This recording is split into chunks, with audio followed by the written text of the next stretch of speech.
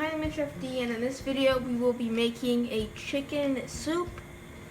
And for this recipe we're going to need a variety of vegetables, beef bones, and of course chicken.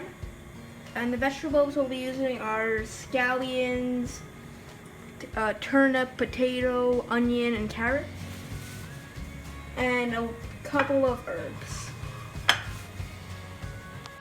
Alright, so begin by heating up a pot with 1.5 liters of water, and once it starts to boil, lower the temperature just a little bit and add in your proteins, which are the beef bones and the chicken. For your beef bones, you could use either a shank bone or a neck bone. Either of those are fine. The bones just help enhance the flavor. A nice little trick of the trade. And regarding spices, we're only going to be using salt and pepper to taste. Alright, so here are the bones already in there, and now for the chicken. Just drop that right in. And once this water starts to boil again lightly, we will let it cook for just a few minutes, and then we'll toss in those vegetables. Alright, so it looks like my soup is starting to boil just a little bit, so it's almost time to add in the vegetables. So here I have my scallion and parsley all tied up nicely. I made a nice little knot right here so that none of it goes flying in the soup, because you don't want that just floating around in your soup. And with this you can just take it right out. So in a few minutes we will put in the vegetables.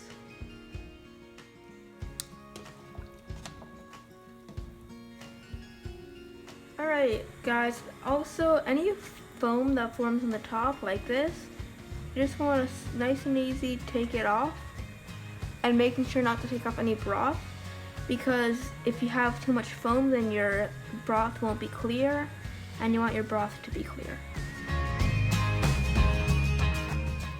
Alright, so now the meat has been cooking for a couple of minutes, and as you can see it's lightly boiling, so let's just put in the vegetables. We have a turnip right here, nice and easy. We have some carrots that we're gonna put in. Just want to be careful with that because it could splash. We have celery root. We have an onion, half an onion right here, and some herbs that we tied up. Right? Beautiful.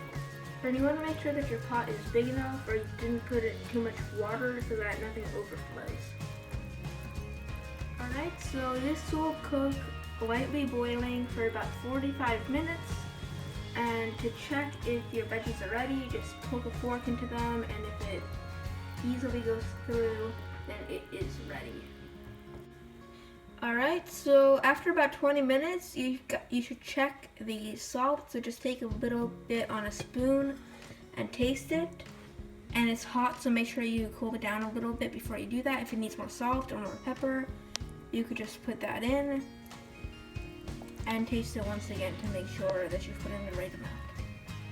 Alright, so all of my vegetables are nicely cooked, so I will take all of those out, as well as my chicken and beef bones, and then I will strain the broth, and then we will have a nice chicken soup.